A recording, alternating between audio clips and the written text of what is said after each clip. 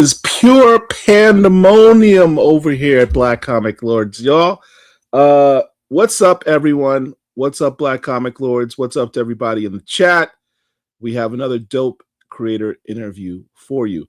I am writing solo yet again. Derek is out on mission with his family. So I have to do both the interview and production stuff, which you guys know I hate to do.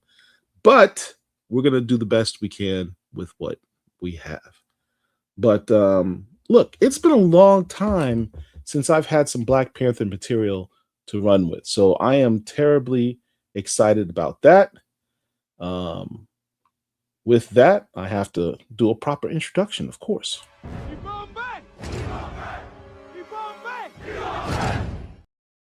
Bombay, are you guys ready? What's up to everybody in the chat? We got World at War Comics. How you doing?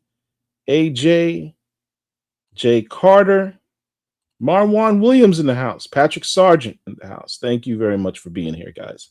Everyone, before we get started, please hit the like button, share this video, and if you're not subscribed to the channel, please go ahead and subscribe to Black Comic Lords.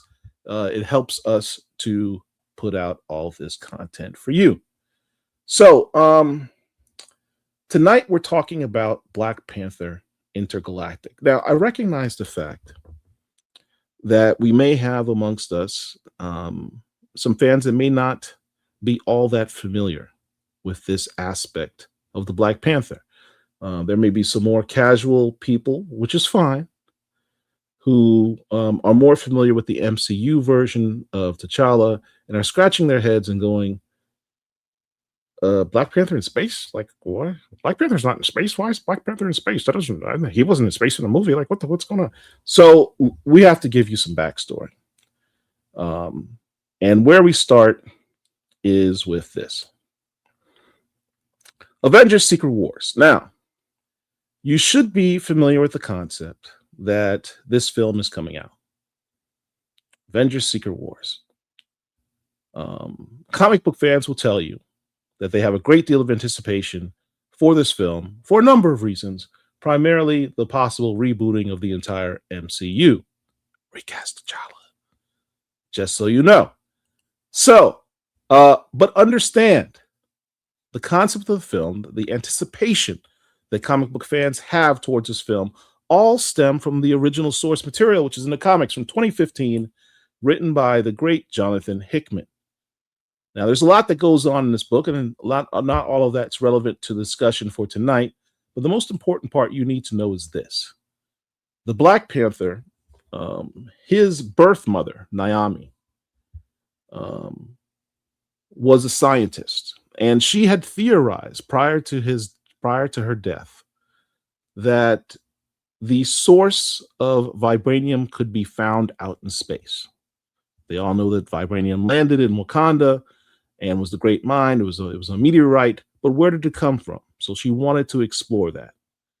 T'Challa decided, in order to honor his mother, he wanted to gather the best and the brightest minds in Wakanda, some of them royalty themselves, some of them even descending from Black Panthers of old, and send them out into space to try and find the origins of vibranium. But they disappeared. Nobody had heard from them ever again. Now, T'Challa, always feeling responsible about his loyal subjects, decides to get a starship, grab his boy Manifold, and said, hey, let's go find these kids. They travel through space, super speed, what have you, and find the intergalactic empire of Wakanda on a whole nother side of the galaxy. In this intergalactic empire, it becomes revealed that these astronauts that T'Challa sent out went through a wormhole, went back in time, and were displaced to another part of the universe, where they founded an empire based on Wakanda's ideology, folklore, history, etc. They merged their descendants with those of aliens of that sector and formed an empire. And as many empires do, it became evil. So when T'Challa encountered this empire, He was quickly found out who he was, and long story short, he was imprisoned, his mind was wiped, and he became a slave. What happened thereafter is something that you should definitely read in Ta-Nehisi Coates' volume 2 of his run on Black Panther. T'Challa works his way up from being a slave to being a member of the rebellion, or a Maroon, and becoming a rebellion leader and a hero, and ultimately gets his memory back and decides to fight to bring down the Empire and free the slaves and make everything good and hunky-dory in the universe again. To that end, he invites his pals, all the black superheroes that have passports, to come to Wakanda to help fight and destroy the Empire and bring freedom to all throughout the universe. They were successful. And as a promotion and congratulations, thankfulness of the people, T'Challa was elevated from king to emperor. So he was king of Wakanda on Earth, but he was also the new emperor of the intergalactic empire of Wakanda throughout space. Now, T'Challa's not much for duties. I mean, he's about that action. I mean, let's be honest. He doesn't like all the stuff, the pomp and ceremony that comes with being royalty all the time. So he decided, look, I'm going to abdicate the role of running the empire to my buddy M'Baku. Now you're saying, oh, I thought M'Baku died. It's a new M'Baku. Don't ask too many questions. Just roll with it. Ask M'Baku to be the regent of the empire on his behalf. So M'Baku will run the empire. T'Challa will stay on Earth, be king of Wakanda, and everything will be cool. He can hang out with the royal, who's his girl at this point, and focus on being a superhero. However, what subsequently happened was a run that I, of course, if you're familiar with this channel, know I don't acknowledge, nor will I say the name of the writer who made this run. But the most important thing you need to know is that in that run, T'Challa lost his role as King of Wakanda. So T'Challa in the next run by Eve Ewing became basically a vigilante hero, Batman type, for all intents and purposes, of Wakanda, fighting Wakandan mafia and mobsters and what have you, as he tries to still play the role of being a superhero and finding himself in this new position of no longer being king. But it is revealed in that run that although he is not king, he is still emperor of the intergalactic empire. And then subsequent to that, he is later made a vampire and has to call on Bass to fix him. That part's not relevant at all, but that story is really, really dope, and you really should read it, just as an FYI. Anywho, so that brings us to Imperial. Jonathan Hickman steps back into the fold of writing T'Challa and establishes a great deal of intrigue. He recognizes the fact that the intergalactic empire exists and is framed for murders of various leaders of various empires throughout the universe.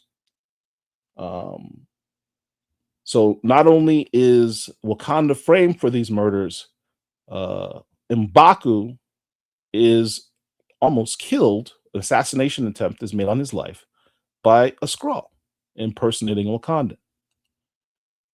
Shuri is captured by the other factions, the other galactic empires.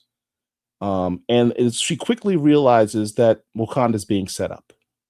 It's during this time that she explains that Wakanda has given up on its little, how should I say, experiment with democracy, and has decided to go back to the old ways of having a strong monarch to watch over and protect them. T'Challa has returned to his role as not only the emperor of the empire, but as king of Wakanda on Earth. So the king is back, which leads us to the run of Imperial War by Victor Lavalle. who is our guest tonight. Victor Lavalle is the author of the short story collection Slapboxing with Jesus, 5 novels, The Ecstatic Big Machine, Devil in Silver, The Changeling, The Lone Women, and 2 novellas, Lucretia and the Croons, and The Ballad of Black Tom. He's also the creator and writer of 2 comic books, Victor Lavalle's Destroyer and Eve. His novel, The Changeling, will soon be airing on Apple TV Plus, starring Lakeith Stanfield. He's been the recipient of numerous awards, including the World Fantasy Award, the British Fantasy Award, the Bram Stoker Award, the Whiting Writers Award, a Guggenheim Fellowship, a Shirley Jackson Award, American Book Award, and the Key to Southeast Queens. He was raised in Queens, New York. He now lives in the Bronx with his wife, the writer Emily Rabateau, and their kids. He teaches at Columbia University, a school that did not let me in. I'm still a little bitter about that. But with that being said, let's bring on Mr. Victor Lavalle. It's good to be here. Thank you for that introduction. And for Thank you for being here. How to do the recap. Yes. I went 2 minutes over. I apologize for that. I try to keep it under 10 minutes. So, I mean, look, you're a writer I've known about for a while. You wrote Destroyer, fantastic book. You got a lot of accolades about that. Went on to write Eve, which was a very popular book. You and I have talked about that. Yeah. And what's not mentioned in the bio I just read from was the stuff you did for Marvel, from Wolverine to Sabretooth and the Exiles, which was a fantastic run. Thanks. I love the fact that it was actually connected, the storylines you wrote from Wolverine to Sabretooth and the Exiles. I thought that was incredibly dope. And then you brought back Necra and made Necra relevant again. I appreciate that. And invented a new character, Third Eye, who's still not being used properly, but that's a whole nother interview. But I love Third Eye. I agree. I love Third Eye too. So let's bring us back to Imperial War.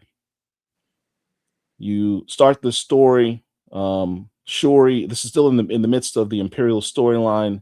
Shuri's been captured. You have this dope scene where T'Challa knows his sister's captured. He goes to Guardian of the Shi'ar. He goes, Guardian, I got respect for you. You're a man of honor. Big ups to you. You captured my sister. Yes, I captured your sister. Okay. Is she good? Yeah, she's good. Okay. Just understand, we're going to work together to resolve this whole problem about the people framing us and trying to make us go to war. But after it's done, it's going to be me and you, man. It's going to be me and you. Just recognize. Okay. Dope scene. Dope scene. You liked it. I liked writing it. Man, why was that scene important for you? Well, I knew I was jumping into the Black Panther, who had some ups and downs in more recent times. It's a very diplomatic way of putting it, but yes. And I just wanted to, in a way, very clearly state right from the beginning, in a sense, like what energy my Black Panther would be bringing. And the energy that my Black Panther would be bringing was, you put your hands on my sister, you and me are gonna, as we used to say, we're gonna have a fight at some point in the future. That is a promise I'm making you now. I don't know when it will happen, but it will happen. And I just thought, if that's the T'Challa that I show here, anyone who wasn't sure or had fears about the kind of T'Challa I would write, hopefully would be put at ease. Or be excited even by that one. Absolutely. So then you have the scene where T'Challa's explaining, look, I know you guys think that we're the big bad. You've all been duped. I can either crush you all because I've got my fleet out here. They have their guns literally aimed at you. I have you outgunned, outclassed. I could wipe you off the planet, off the universe with a flick of my finger. But I think there's an opportunity here for us to work together and find out who's the big bad behind all this. So what do you guys say? Do I crush you or do we work together? Another flex. Another flex. Yes. within pages of each other. Look, you But a mentioned the fact diplomat. that there have been some in recent times portrayals of T'Challa that were, what's the nice diplomatic way of saying it? Uncharacteristic of the character. I'll just say it like that. Okay. I love the fact that you brought my boy back and got his swag back Yeah. and let him flex a bit. Why'd you do that? I mean, because that's the Black Panther that I love most too. But you know, the other thing is like in that second panel, when he's talking to all the empires who are there, I did want it to be like he makes a flex, like I could kill you all, but he's also showing why he's the emperor. That he's also it's a diplomatic offer, Yeah. right? Because basically like we could keep going to war, but that's a stupid thing for all of us to do. Lots of our people would die. Even if we beat you, people on our side are going to die. So I'm saying to you, be smart.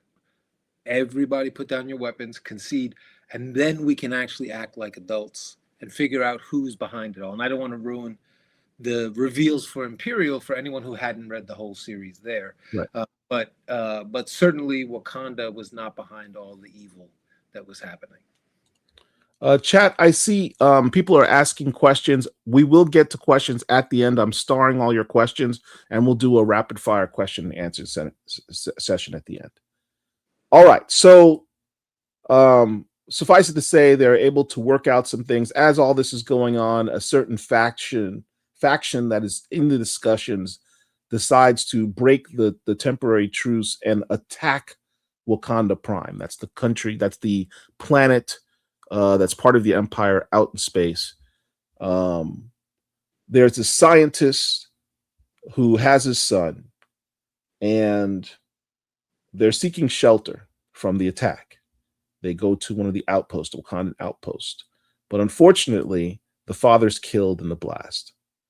T'Challa comes across the boy who has his dead father, lying on top of him.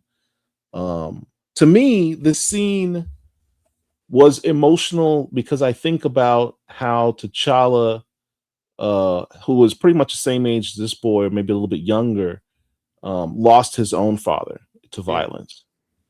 Is that something that you did intentionally? For sure, for sure. I mean, I definitely wanted it to be that T'Challa would feel, especially like he understood what this kid had lost.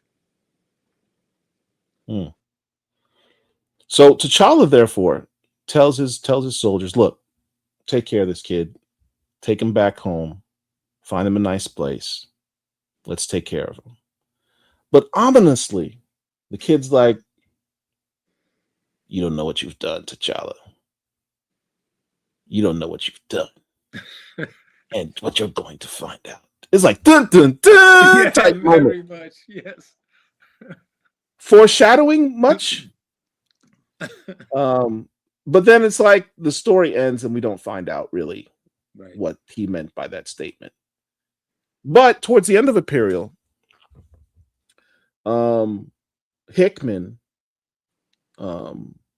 has a scene where Shuri's talking to her brother. Interestingly enough, I loved your version of Shuri, and we'll talk about that in a sec. But Hickman has Shuri talking to her brother saying, "Look, you kind of humbled yourself before these leaders because they disrespected us. They disrespected Wakanda, accused us of a crime we didn't commit, started this stupid war. And you actually made peace with them rather than sought to seek blood oath retaliation. Why?" He's like, well, bigger picture. I have bigger plans. Take a look. And that's where the story ends. Take a look. What is T'Challa's plans for the future of the Empire? Bring in Black Panther, Intergalactic. Who's the woman on this cover? Is that Shuri? That's Shuri. That's Shuri. Okay. It's Shuri, Femi, and then Black Panther in the middle. All right. We've got some dope covers here. I have no idea what Luciano Vecchio was doing with the T'Challa skiing cover. The skiing one is great. complete left field. It makes no sense. I mean, Luciano Vecchio is a brilliant artist, but thematically, I have no idea what the purpose of this was. I wonder if it's going to turn out like, of all the variants, which are all beautiful, if that's going to be some special collector edition just for the like what? For the surprise factor. I really hope not. I don't want to do any spoilers, but can you confirm that T'Challa will not be skiing in your run? I promise there's no skiing. There's no skiing. Run. There's no skiing. Look, you've all heard it here. You can go ahead and buy this cover, but it has absolutely nothing to do with the storyline that Victor's writing. All right. We jump into it. Why don't you talk about your team working on this? I mean, it's amazing, especially Stefano.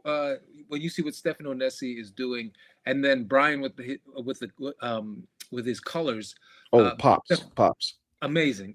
But yeah. Stefano is going to take some real big swings in this issue. But I'm promising you, as you go through 2 through 4, like it's amazing. This, like, you're going to turn a page and just go, oh, like a number of times per issue. That's all I'm going to say as my, I don't want to spoil what you're going to be saying that about, but it is going to be, I promise you, moments where you're just like, oh, all right, that's what we're doing. And I love the covers by Cafu, this one on the left, who did your art on your Imperial War Black Panther. That's right. Fantastic artist. I think the first time I remember seeing his art was on the Iron Man series several years ago. Okay. But absolutely fantastic artist. It's beautiful. Really, so, yeah. All right. So let's jump into it. You immediately, I mean, we go from, hey, take a look, to, huh? Well, T'Challa on this strange new world.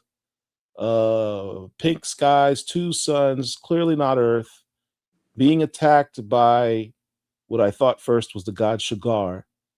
Read the Storm series if you don't know what I'm talking about. But this big snake, and he realizes the snake is just a mother snake trying to protect its young, protect its eggs. Why did you start the story in this manner? Well, I was hoping that people who had read the Imperial series in particular were like, I felt like the thing you might expect is like, okay, we'll begin in the throne room on one of the planets on Wakanda Prime, or back on Earth, or we'll be in a spaceship or something like that. So I was really trying to think, like, how do I tell you that we're going on an adventure, but it's not going to go in all the places you would expect right away. Yeah. And I thought, like, the best way to do that is to throw T'Challa on a completely unknown planet. And then the other thing I wanted to do, at least at the start, is to isolate him, because at the end of Imperial also, he's the leader of an empire, but on a certain level, I want to start with him as an individual, and then we kind of build as the story expands. So that was the thinking. Yeah, I mean, Jed MacKay did a similar thing recently in Avengers, where when Storm joined the Avengers, he turned into a big wuss and said, "I don't want to deal with my ex, so I'm just going to go off planet and go take over a planet by myself." And so, I mean, I thought that was kind of unique, because you both had him leave to go to an alien world by himself. Yes. And left him isolated when things got complicated politically, so to speak. Yes. That's interesting. I didn't know that Jed had done that. So yeah. The Avengers 20 through 31, somewhere in those issues. Oh, okay. Anyway,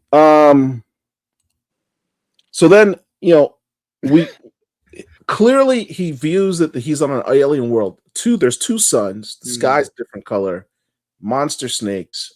But then he sees Khazar.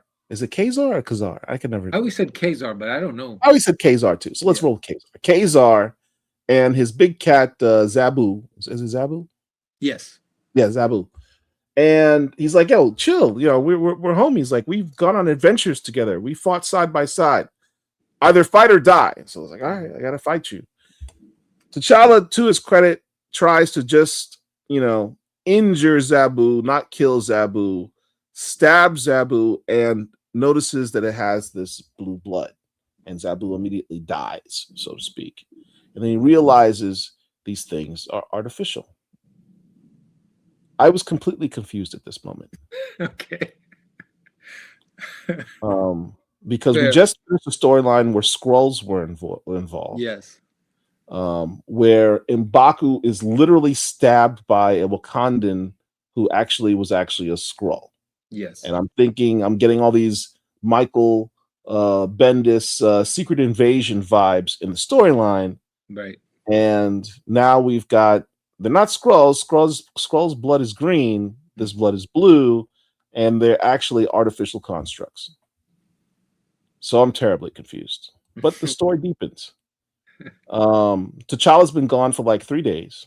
And Shuri, who is now the consul to the King/Emperor of Wakanda, T'Challa gave her that title, goes to talk to the one person who has the most information in the Empire, the former regent, M'Baku, who's still recovering from being stabbed. Now, she goes to visit M'Baku and is greeted by these soldiers. Can you talk about this? Yeah, I mean, M'Baku is sort of like holed up, hidden away. He doesn't know who he can trust because, as you said, he got backstabbed literally by a Skrull who looked like a Wakandan. So he's basically hidden away in his like compound of his own, and he's basically put together his own personal security force that he calls the Ebony Guard.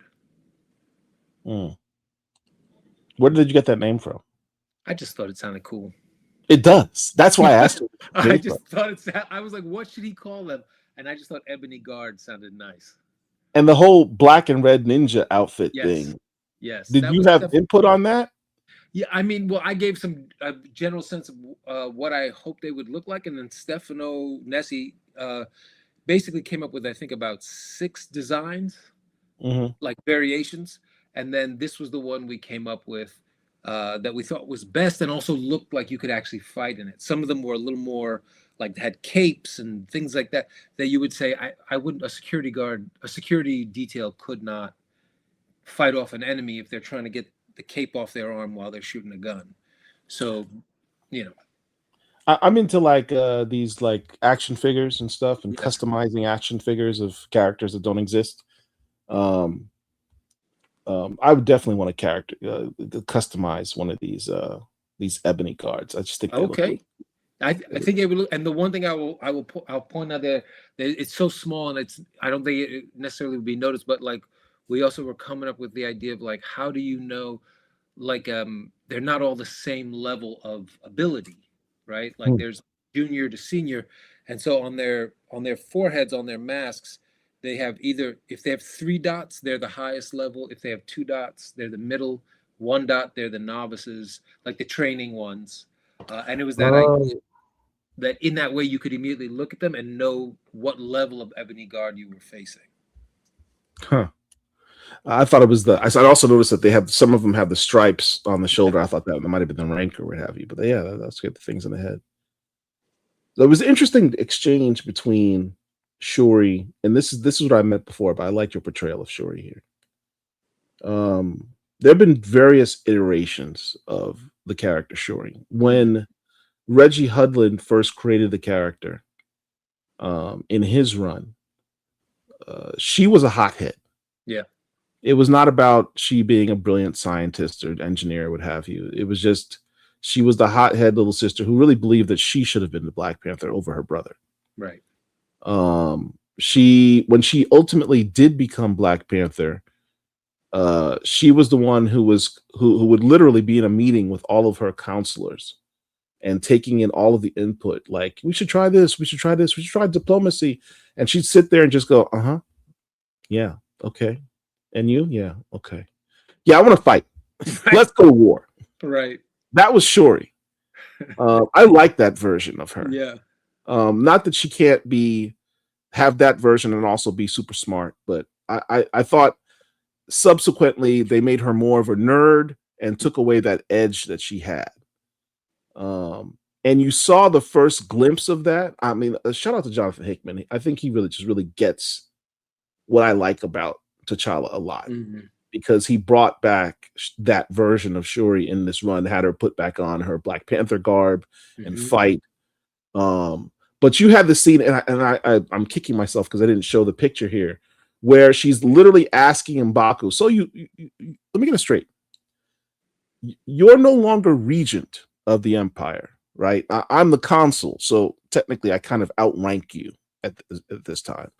And you got your boys here, you little ninja dudes, stopping me at the door of the palace that I'm the council of, and saying, "Hey, we need to check you for weapons. We need to pat you down. You're gonna pat me down? I'm princess and count. You're gonna pat me down? Me?" And she's like, "All right, hurry up, let's go." What's up with the soldiers, M'Baku? I feel some kind of way because I was stabbed by some Wakanda. Well, he was a Skrull, yeah, but I can't trust anybody. So let me get it straight. M'Baku, are you building your own army? It sounds like something that you might do as part of a coup. And then as she says that, you see her hand flex with the claws. Like, am I going to have to rip out this dude's throat based on what the next words that come out his mouth? That was classic Shuri. That was classic Shuri. Man, I literally was like, yes. Thank you. I'm glad you like that she had that fire. She had that fire. Thank you for bringing back that action. I need action Shuri. So that was cool. That was cool. So T'Challa's out. We get a bit of a flashback as to what happened prior to his disappearance. Him being the honorable cat that he is, the father who had died with the son. He decides to it lives in an agricultural society, and he wants to go bury him, follow the proper burial rites and bury him.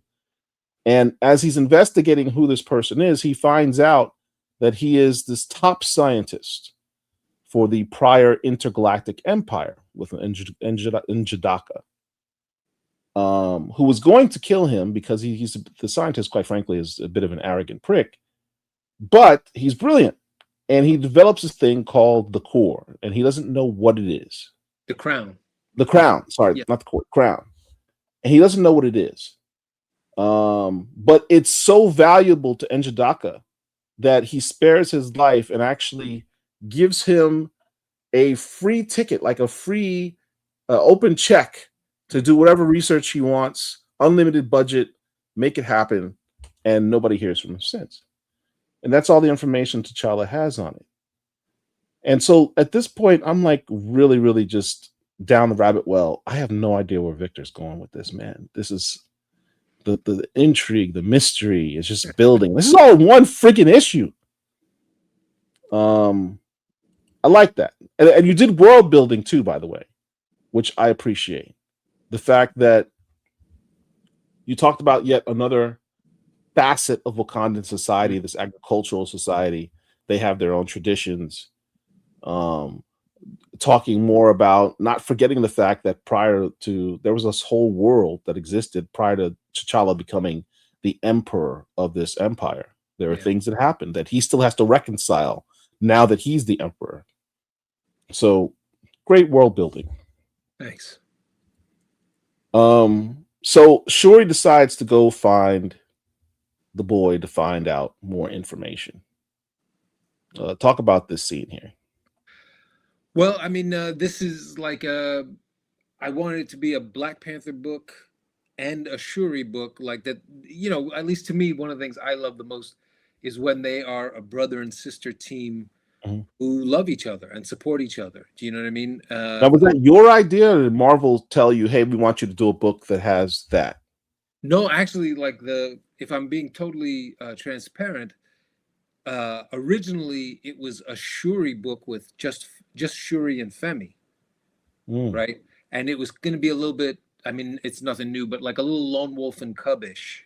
Oh, and it was going to be like her raising him up since he lost his father in the ways of like the mind and the warrior, you know, that kind of thing together.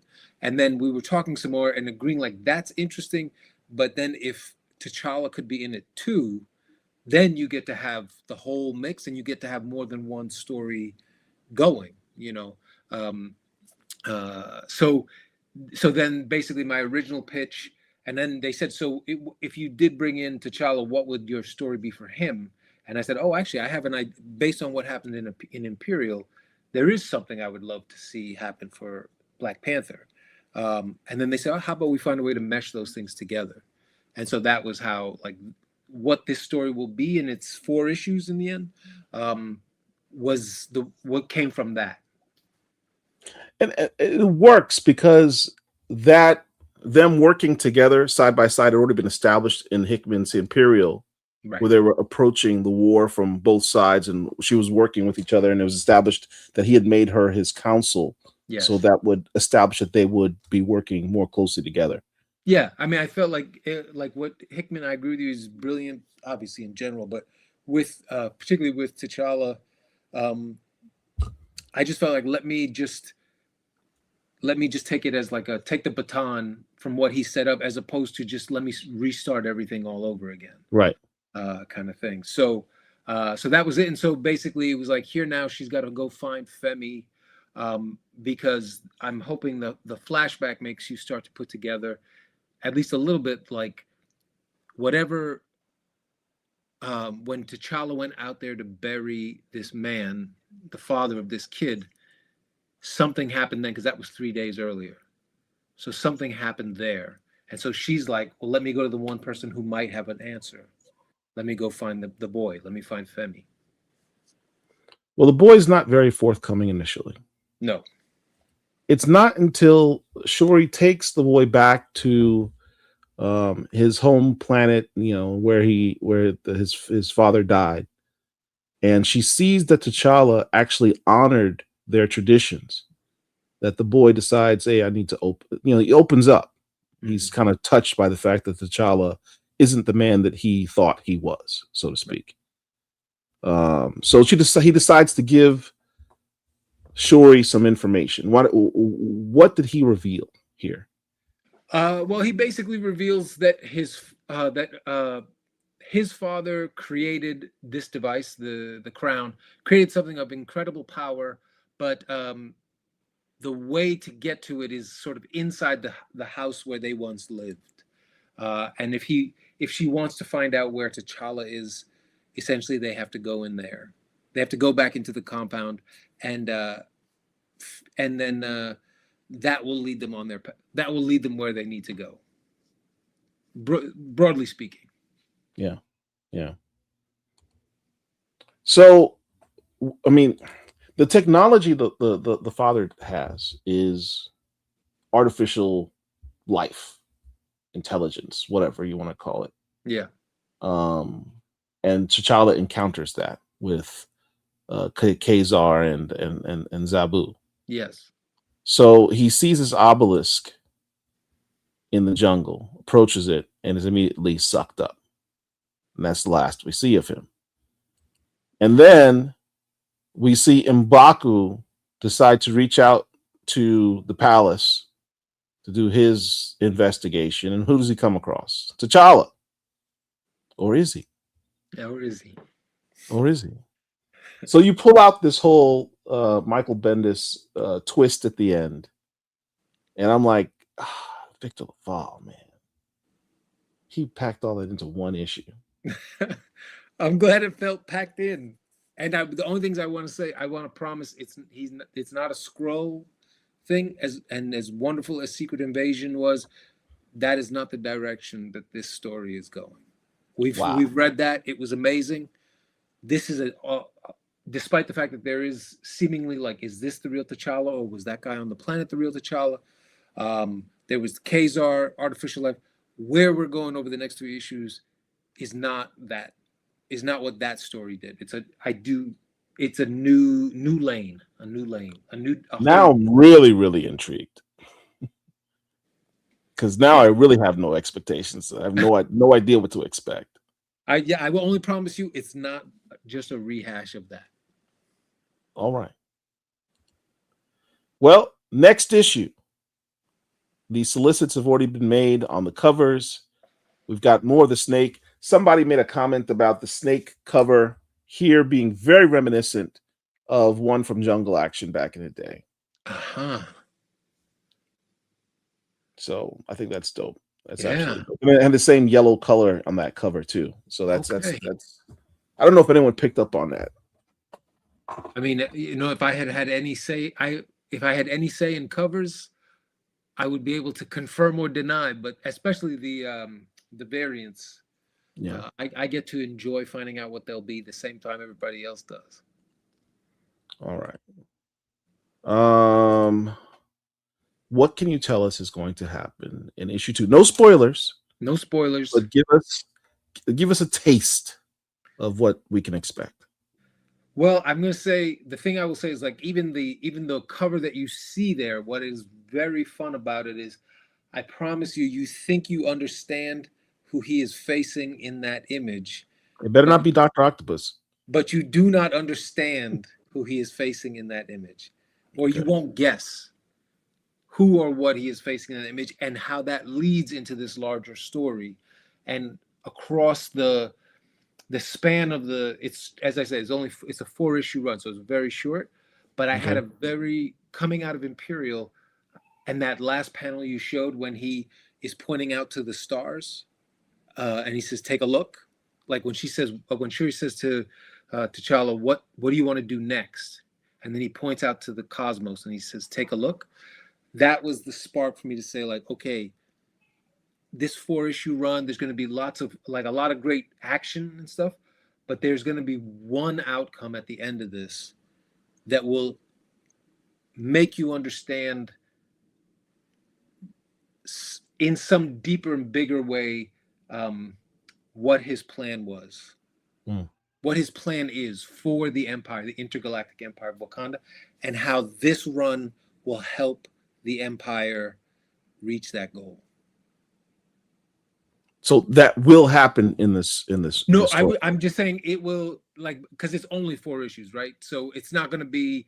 It wasn't possible to make it the full galactic opera, where they do a whole everything. But like by the end of it, I think it will set up how the next phase of the Galactic Empire of Wakanda will thrive and even expand. Maybe I'll say that.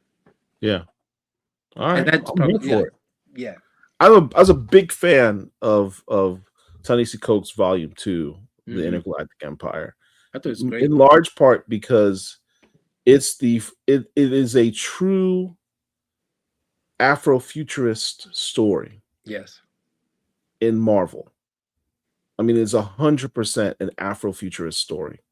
Like undeniably so. I'm surprised, honestly, Marvel greenlit the concept, because that was some hardcore science fiction writing.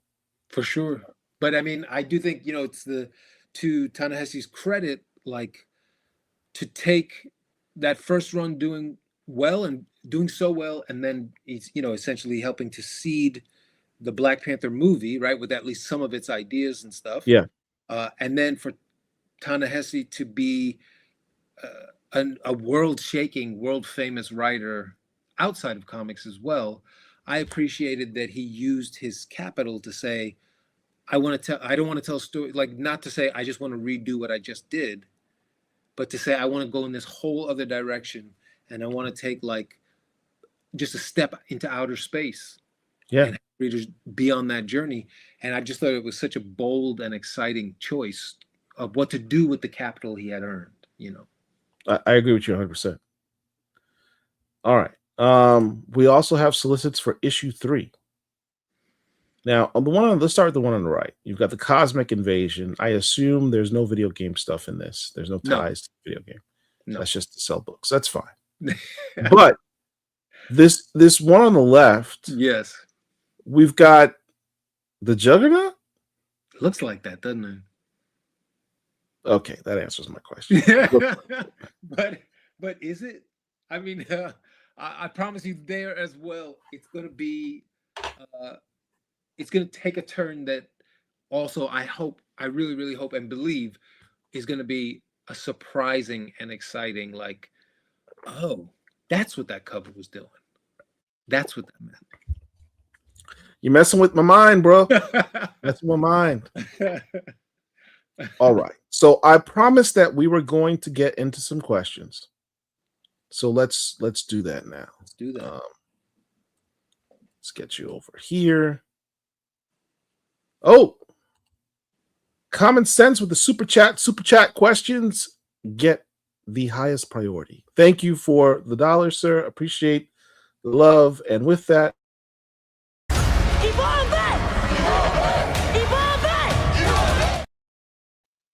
I like that. thank you for the super chat. So this is the question from Common Senses. So this comic won't become an ongoing if it's sold well. Like if comics issue 1 and 2 get second printings, the comic becomes ongoing like Helverine. I mean, honestly, that is a question that is above my pay grade. I would love for that to be the case. I have absolutely story, like the place where this run, these 4 issues will end, for me could be easily the springboard to a whole bunch of story that I would love to tell. But honestly, like I'm not the person who can answer that. Like I've got the 4. We've done 3. I'm finishing up the script for the 4th. And then so it's basically it will end in a way that like if it doesn't go on, I think readers will be really satisfied with, all right, we got to this. And then if they were to call me up and say like it sold really well, people are really excited, do you have more? I would say I absolutely have more. Thank you for that. I was, as you were giving that tremendously great answer, I was completely distracted by that mask that's on the shelf behind you to your right. My buddy here. I've been doing this monthly series called Stormwatch, interviewing Maria Ayudeli on his Storm run, and he has this character called Igun, which is this evil god, and that his face looks identical to that mask. Is that right? Oh my god! So I'm bugging out right now because I'm like, we just did a show last night in which we're going into detail about a goon, and he looks tremendously like that mask. So I'm like, look at that. What's going on? It's the second time. Serendipitous.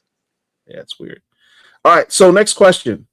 How were you able to show T'Challa being the noble royal, the savvy leader, the keen intellectual, and the adept gadget man all in one? This is what I'm saying. Brother packed in real T'Challa, real Shuri for that matter, in one issue. Well, if you feel like I was able to get all those different elements or versions of T'Challa into the one issue, then I'm really, really happy. That's really just what I wanted, was just to sort of say like this is, and I mean that to again to credit Hickman, I really feel like Imperial, but even Bloodhunt was doing that, right? Like I mean, like he was rising in his power there. I mean, he's consorting with goddesses, let's say. Yeah. Right. So I wanted to just continue that kind of upward trajectory for him, and just to say, obviously nobody's perfect. It's not, the point isn't perfection, but the point is a man of many great qualities. Absolutely. He's the man that women want and men want to be. That's it. Actually, you know, the funny thing is, for me, like in a way, the sort of the thing I had in my head was, Ossie Davis's, not obituary. I'm forgetting what the right word for it is, but what he wrote about Malcolm X. Malcolm X. The foreword. Yes, and where he basically just says like the whole thing about like he was this, he was that, but did you ever see him smile? Did you ever see him, like that idea that, and then at the end when he says he was our shining black manhood, that like I was just sort of like, that's the energy, right? Where you say like he did fight, but the other thing was, if he knew you and loved you, he smiled at you, he gave you his love too. That was kind of what was in my head. That's dope. Let's go to the next question here. Hey, listen, while we're going, please, everyone who's watching, do us a solid here at Black Comic Lords. Take a sec, hit the like button, share the video. If you have social media, go ahead and share the video somewhere. And if you're not subscribed to the channel, go ahead and subscribe. So if you like shows like this, we do them all the time. You'll know when they're coming on by subscribing to the channel. Costs you nothing to do any of those things. All right. Next question. Will there be another Eve run anytime soon?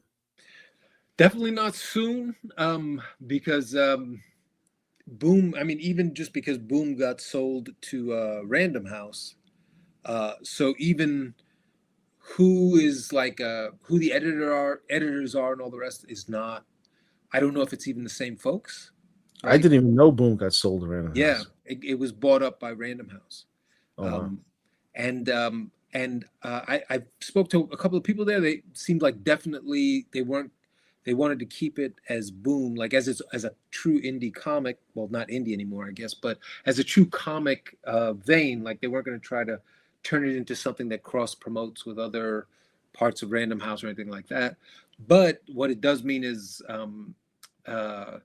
there's not a direct channel in the same way that there used to be. So if I had an idea, I could pitch something to them. Right. So in the short answer, which is too late to give, is no, not yet. All right, next question. Will there be any implementation of T'Challa using his powers as the King of the Dead? That part, probably not. That part, at least as I have things laid out, the abilities he uses, excuse me, the powers he uses, it doesn't, nothing in the story sort of lends itself to that, again, especially in 4 issues, right? Like if I knew I had 10, 12, 25, something like that, I feel like there would be room to really play with all the different elements he had. But the thing I didn't want was, by the time you get to the end of this, for you to be like, well, none of these, it was like he was one Black Panther in this issue, then the next issue he was a different one, then next. I didn't want that to happen because I didn't have that much time. Yeah.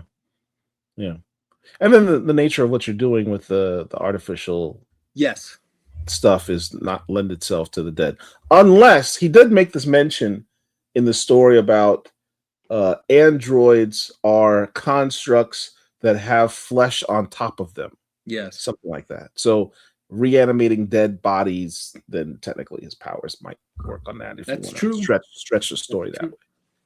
All right. Will there be? Oh, it's the same question. Mr. Lavalle, do you think that Grayson Creed can be truly redeemed into a good guy, just like Norman Osborn? Talking about your Sabretooth run, which is just, y'all. If you like his writing, please check out his Wolverine, Sabretooth, and Sabretooth in the Exiles runs. I appreciate fantastic runs. Fantastic. And I would say I really do appreciate that. And I personally, I don't think I want to check. Is it so? Grayson Creed, meaning the son of Sabretooth. Yeah, I mean, I to be honest, I feel like the answer is no. But then I do believe in rehabilitation for everyone except Victor Creed. He might be the only person I don't think can be turned into a good person. So, dad, no; son, maybe. Are we going to see any appearance of the Wakandans like Tosin Oduye or Gentle? I thought Tosin, the Marubi tribe, and the Mute Zone of Ziera were nice additions.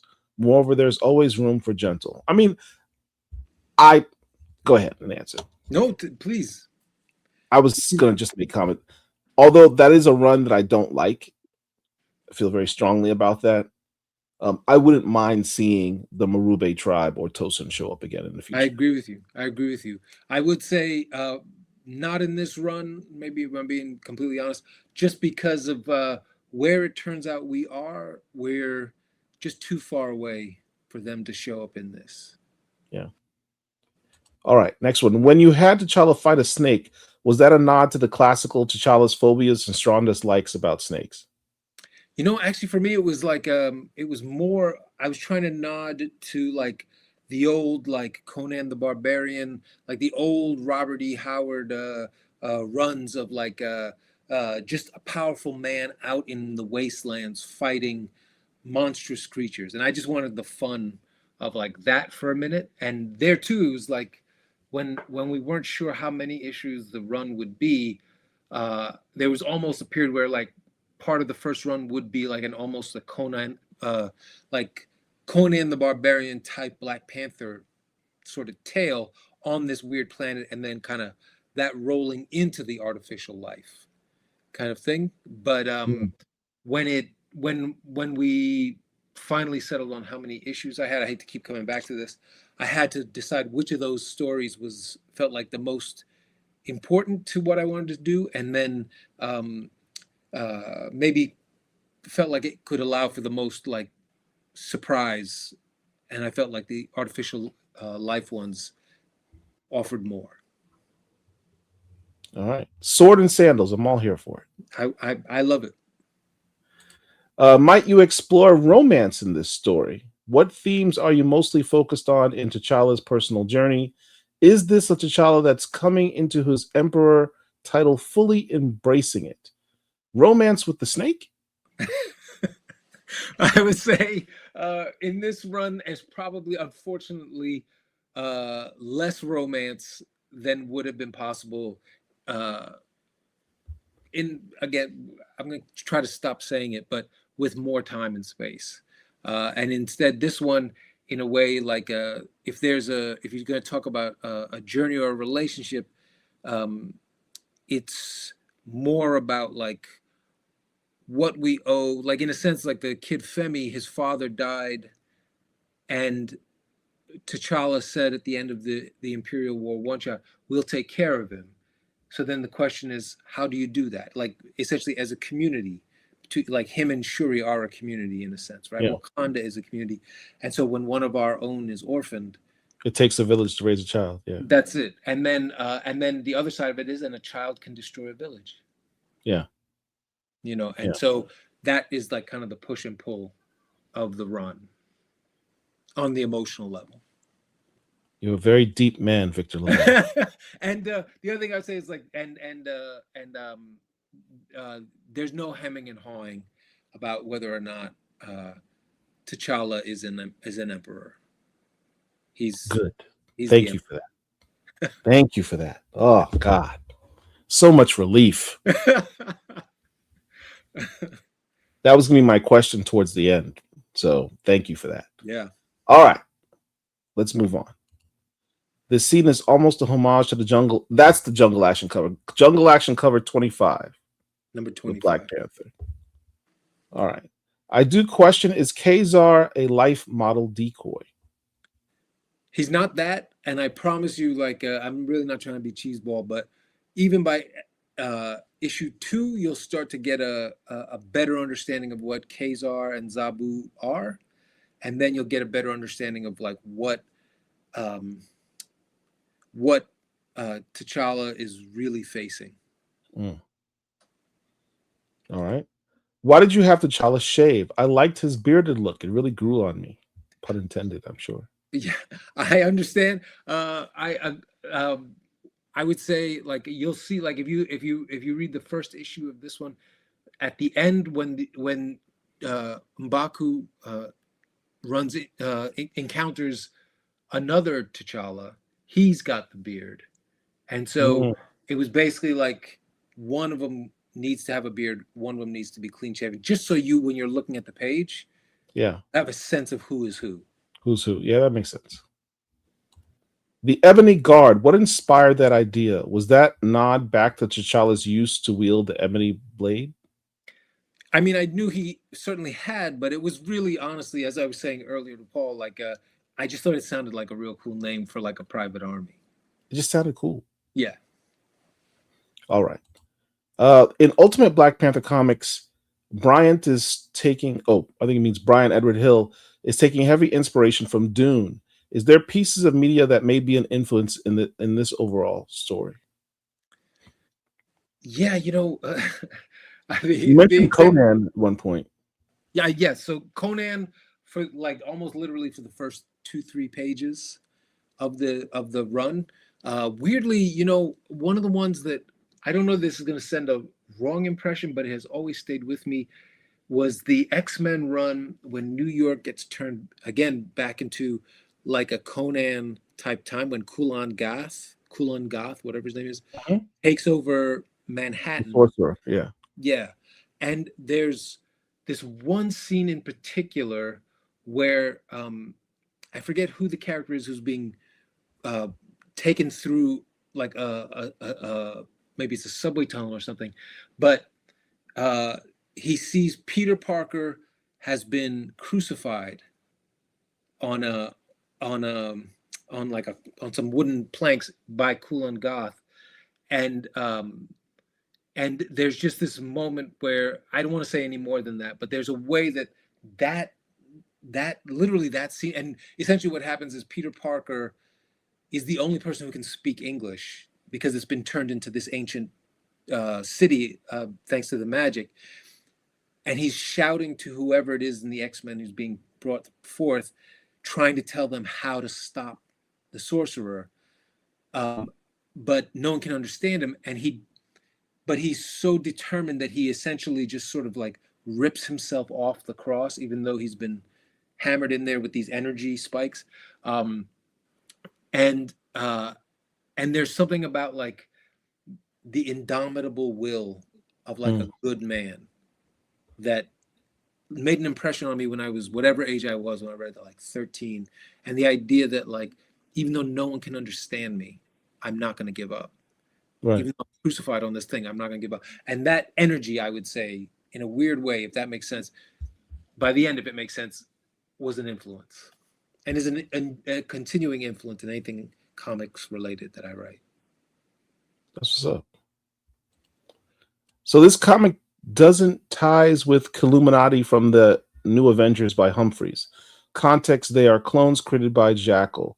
Luke Charles is a clone of Black Panther. That's a recent comic run. I don't know if you've read it. I have not read it, so no, it has no. This is. I guess the Marvel universe is just spilling over with clones and Skrulls and everything else. So mine is my own little pocket of that. There's rarely anything new under the sun. That's right. That's right. All right. We going to see some impressive tech feats from T'Challa. I don't read Black Panther to see T'Challa glaze some other characters' intellect.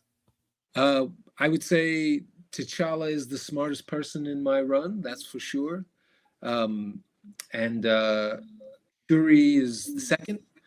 And then and there's nobody who, there might be some people you're going to see. There's some people who might talk like they're smarter, but it's clear. It'll be clear who the brains of the operation is. And that's an important point for this part. I have always said Black Panther's, I don't know if you know, Black Panther's my favorite superhero. It's been favorite for like over 30 years. But what sets him apart for me, there are characters that are stronger and faster, have more abilities than he has. His greatest superpower in my mind has always been his mind, his brain, his intellect. The fact that he was trained from birth to be a tactical genius, to always think 5 steps ahead of his opponents. That's his superpower. That's his greatest superpower for me. Yeah. And in doing what you're doing with this run, you've got him in an alien world. He's isolated. There's no help. There's no tech. There's no gear. He has to use his intellect just to cobble together a radio. That's right. Contact Shuri. But he's got his blades with him, and he's got his mind, and he's got his brawn. That's it. It's a very stripped down scenario for T'Challa that's reminiscent. We talked about jungle action. It's very reminiscent of him in the jungle action era. I mean, it really has some reminders to Don McGregor's take on the parts of Wakanda that were sort of prehistoric, the wild parts of Wakanda, the savage landish type of parts. Yes. And how he reacted to being in those scenarios. And that's what it's really, if you're a Black Panther fan, what he's doing is giving you classic jungle action type of T'Challa here. And I think that's kind of dope. Thanks. Yeah. And the only other thing he has, because it will come up in the later issues, he has his suit, right? And the tech that's in his suit, but he has to work with the environment and has to work like in that first issue. I wanted to show him devising this radio, this long range radio, out of the parts from the artificial life forms, just so you'd be like, okay, he's brilliant. You know what I Yeah. mean? Yeah. So yeah. Would you consider working on Black Panther as an ongoing series? I mean, that was my original pitch. So yes, I would have loved it. And it was just, as I say again, uh, conversations that are above me said like, okay, well, what we can do right now is this. I don't know why. I don't know if maybe something else is in the works. I'm completely not a part of any of that. But Yeah. in the end, they said like, this is what we can do. Do you think you could do something with this? And I said, I will do something with that for sure, just for the chance to, have a run with him. Yeah. Let's see. It was a Shuri and Femi story first, so T'Challa was the afterthought. No, it's not that. It's just more like I didn't presume that I was going to get to write T'Challa. Like Yeah. the original, I don't know if they originally had him in a different blah, blah, blah. And they were more like, all right, here's some of the things we're thinking about. And I said, oh, I could think of this cool Shuri Femi story when coming out of the Imperial run. And then they Yeah. said, well, what would happen if you could also have T'Challa? And so it was never an afterthought. It was more like a dream bigger. Remember that scene Right. in Inception when he says, Yeah. "How hard?" He's like, "You must learn to dream bigger, boy." That's what I needed to do, and then this is what we came to. You try to do a niche pitch, something different in the hopes that, hey, I mean, there's no way I could possibly get Black Panther, but what if I give you this this niche of that universe? And they're like, no, you're Victor Lavalle, you can do Black Panther. They said, well, but I mean, setting aside the your Victor Lavalle part, they did say like, no. What about if it was all of the two of them together? What would that look like? And so I was excited that I got that chance. Yeah. And it's not Luke Charles from New Event. No, he said it's not. No, it's definitely not. Will there be an evolution to T'Challa's King of the Dead or psychic abilities, cosmic awareness?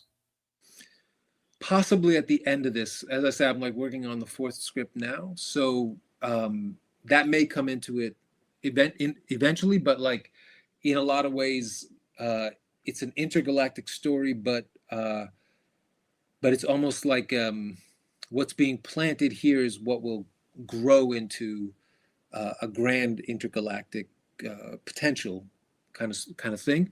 But there's just only so much I can address. Wow, his psychic abilities, cosmic awareness. That's a deep cut. Yes. Hats off to you, God, MV's, K's, Visions. That's, you got to be hardcore Black Panther fan to get that reference. I respect that. Will we get T'Challa ongoing after this? Well, that thank you for asking that question. That depends on all of you. These books are up for pre-order. Victor Lavalle says he's written 4 issues, that's what he's cleared to do. If you're asking if there can be more, you have to pre-order these current coming up books. 2 and 3 are already up for pre-order. Pre-order those books, get the numbers in, try to get as many of the alternate covers as you can, and that's what the publishers look at, and they see the numbers come in.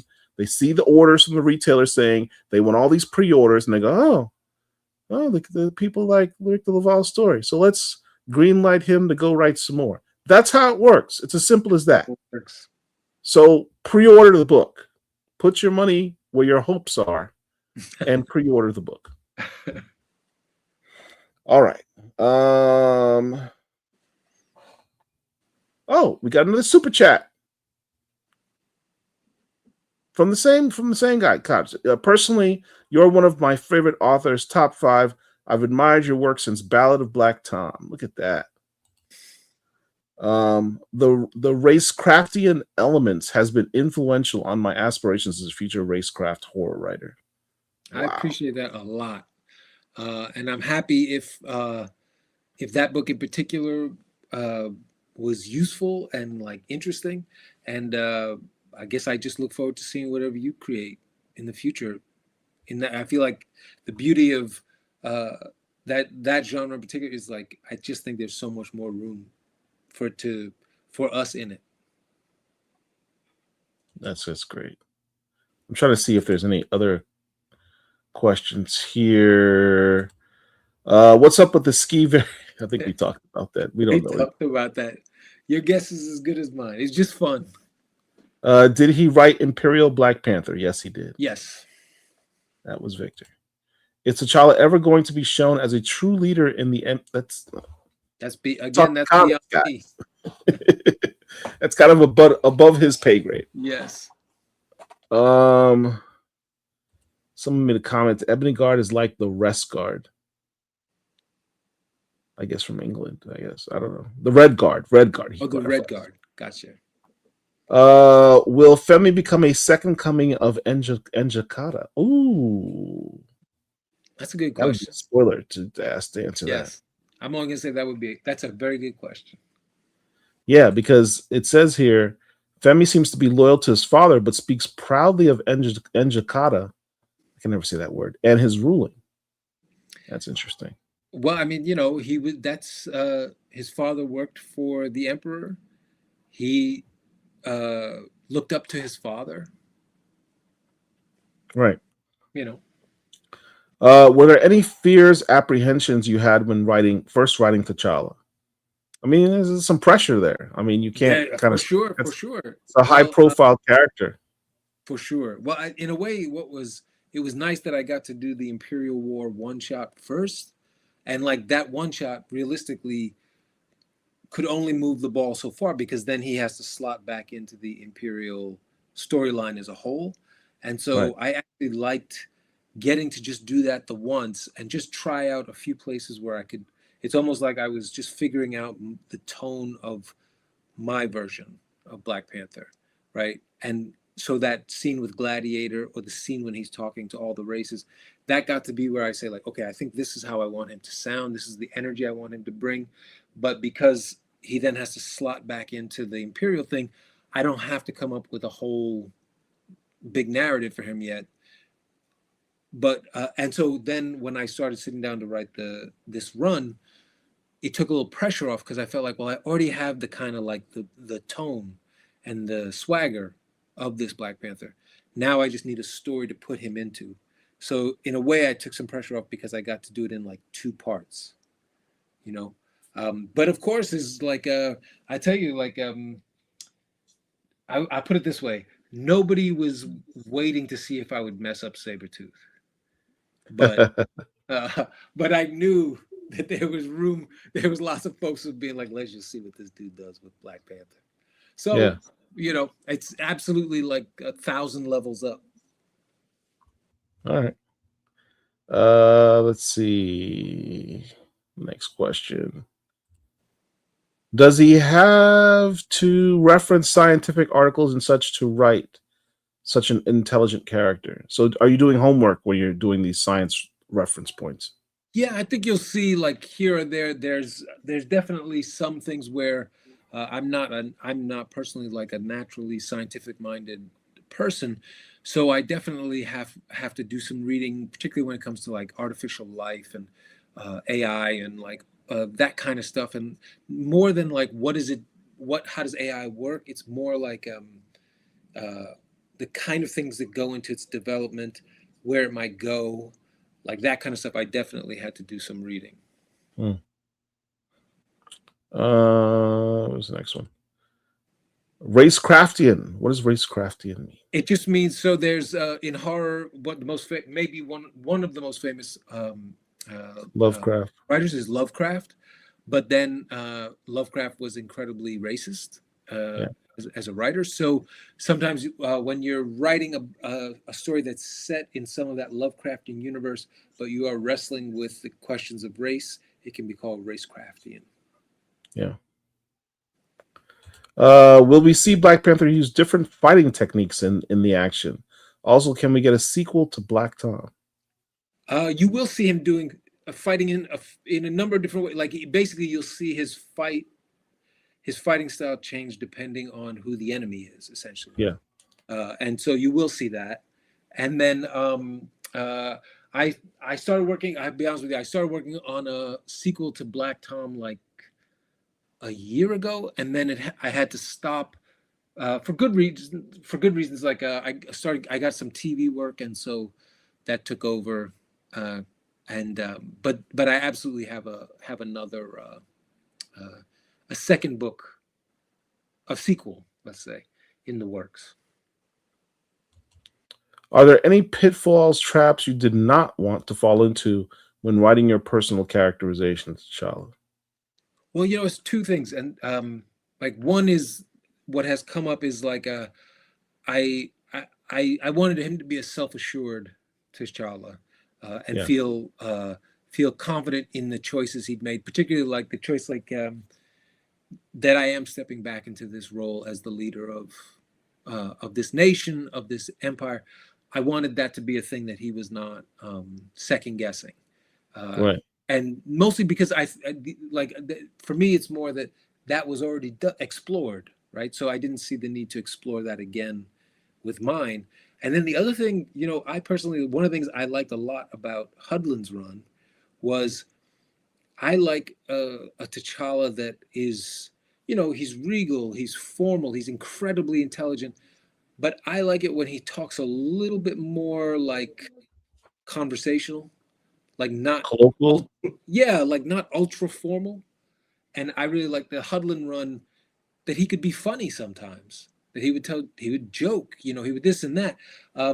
So while I didn't go quite as colloquial as Reggie Hudlin, I did want him to sound a little more like someone you might actually talk to, like on the sidewalk or something like that. Right. Like somewhere in between the formal and the informal. And so that was because sometimes I feel like sometimes when he becomes a little too formal, for me, what I'm afraid of is he sounds like he's just no fun. Like that's my fear. But I always think he's amazing. Like I think someone that smart is also funny, can also like speak formally to like diplomats, but then with Shuri, he can be a little more at ease, like that kind of thing. So I wanted a little variety in there. How was it writing Space in Baku? Did you have Winston Duke in the back of your head when writing him? I mean, it's pretty hard to forget Winston Duke, as M'Baku. He was definitely in my mind, but I mentioned earlier that I was thinking of Ossie Davis's eulogy. That's the word I was looking for, of Malcolm X. And so I actually had in mind also Ossie Davis, if people remember him, and the way that he could, if you remember him in particular, like not the drunken part, but like in Do the Right Thing, when he plays the mayor. The mayor, yeah. And like the part of him where he's just sort of the older head who's got some wisdom, who's seen some things. And then in the movie, in Do the Right Thing, he's dealing with alcoholism. But in M'Baku's case, he was betrayed, he was stabbed in the back, he was wounded, so he's a little paranoid, but he still has that same wisdom. Was the energy that I was trying to channel. That's it. I got it. I'm going. Got it. I'm going. Yeah. Classic. All right. Oh, in follow up, would you have Winston Duke play Space in Baku as well, if you had to say so on another actor to fits the, or is there another actor that fits that in your head? I mean, I would always cast Winston Duke in anything I could. I think he's amazing. I loved him in Us. Like the other thing I loved him in Us because he was also funny. Yeah. Let's see. Someone says racecraftian type stories are like the Bitterroot universe. Yeah, very much. That's so. right. That's right. I saw some talk on X from a fan that this might be an anti-AI story. But what personal commentaries are you trying to make on your Black Panther story? Or do you want to let the story sing first?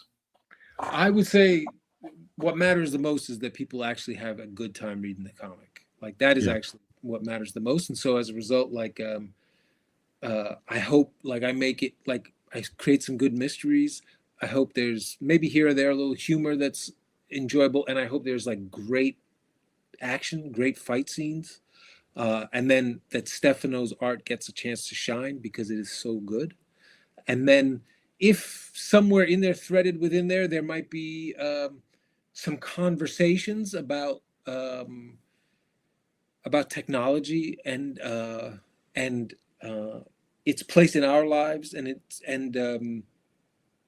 how or why it's meant to serve us, or are we meant to serve it. I think that is a useful and interesting and like very current thing to think about, but I would never make that the point of the comic. Message. Thank you. Hey, the only thing I'm going to say, I do appreciate that very much. That was perfect. I do have to. I think I got to hop off in 2 minutes to put these kids to bed. All I right, do apologize. we're Do that. we're just about done. T'Challa lost some students back in Priest Run. I know the Femi harbors some bitterness. Soft spot for kids. Might Femi become a mentee of his family? I guess read the book and find out. That's. I mean, I think like as someone else asked earlier, you know, the push and pull might be a father who worked for Njidaka, Black Panther, like two models of manhood and what you might become, and then Femi is a really brilliant young man. That strikes me as a very natural kind of question. Yeah. For the book. Last question. The Crown, is it some sort of techno pocket-like universe? It's not that. It's something else. Semi-last question. Do you imagine the characters vocalizing T'Challa's name with the T silent? That's always a debate ever since that came out. I always imagine it with the T vocalized. There is one issue in which she said the T is silent, and people have been like, "Oh, we've been pronouncing it wrong for years." Right. Well, that's like Cthulhu, right? You're supposed to say Cthulhu. Right. So, you know, but I don't know. I always still say T'Challa. That's the proper way. Yeah. All right, Victor. We have a tradition here at Black Comic Lords that when you interview with us, we consider you family. So what I'd like you to do is to look into the camera, say your name, and say, "I am a Black Comic Lord." My name is Victor Lavalle, and I am a Black Comic Lord. There you go.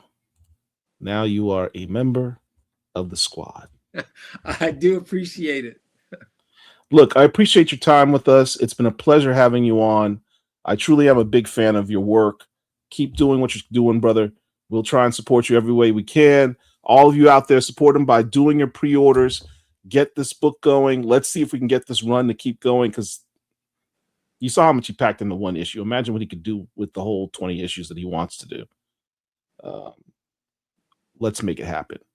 So thank you all for joining us. Victor, any last words?